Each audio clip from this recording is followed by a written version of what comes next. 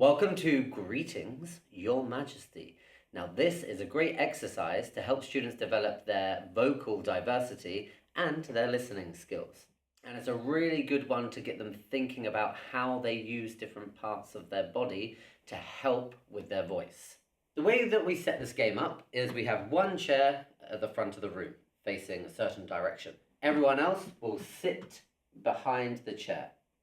One person, the potential Majesty, will sit in this chair facing frontwards. They will never turn around to look at anyone else. Then you will point at one person and they will come up. They will stand behind the potential Majesty, King or Queen, and they will say, "Greetings, Your Majesty." Now, the idea of this game is to disguise your voice so the person wanting to be the King or Queen cannot guess who it is. If they do not guess the person right, this person sitting in the chair will go and sit down, and this person takes their place. Now, if the person sitting in the chair gets 3 in a row right, they become the King or Queen of Dramaland, and everyone else must bow before them and say, "We are not worthy." Now, the really good thing that I love about this game is, and what we do a little differently, is before we play this, we will go through with the students on how to change their voice. And we will show you this in our demonstration that you're going to see now. Okay, so this is how it works. I first like to ask the students how they can change their voice. So, could you give me one way of changing your voice? Through pitch, Okay. going up or going down. Very good. Have a high pitch or very low. Make sure the kids don't just squeak their way through this, because once one person starts squeaking, the rest will.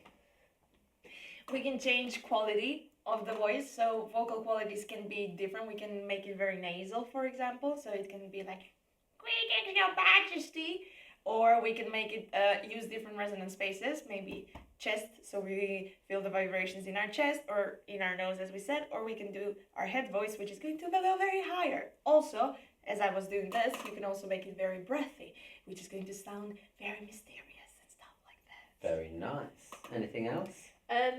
I would say to change your body. When you change your physicality, your voice tends to match. So by going lower, hopefully become a different lower, deeper, kind of gruffer voice. And if you're going to be very high and restricted, it will make it a squeakier, higher voice. Body. Or if you're quite loose, it will loosen up your voice. Also accents. Yes. One thing I like to also use with the kids is where they place their tongue. Obviously, that helps with accents. But even having it out to the side of their mouth can change it, or can change it.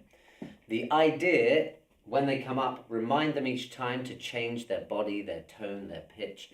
Keep reminding them as they do it, and you'll see how they develop very quickly. So, the way this works is one person, I will sit in the chair, will sit in the front of the chair, and then you as the teacher will pick someone to come up. They can choose behind them as who's going to come up.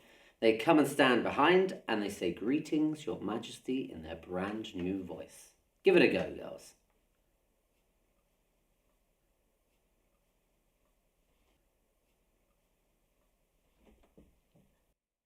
Greetings, Your Majesty.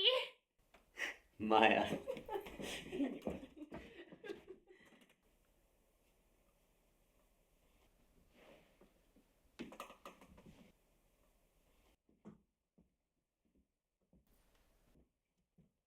Greetings, Your Majesty. Sarah. And then there's only 3 left. I assume the last one is Clara. So, as I've guessed all 3, I become the King of Dramaland. And all 3 of them have to bow down before me and say, "We are not worthy. We are not," on your knees. On your knees. We are not worthy. We are not worthy. We are not worthy. Thank you. But if I got it wrong, I would switch with whoever was the person who was doing the voice. This is great. The kids love this game. Have fun.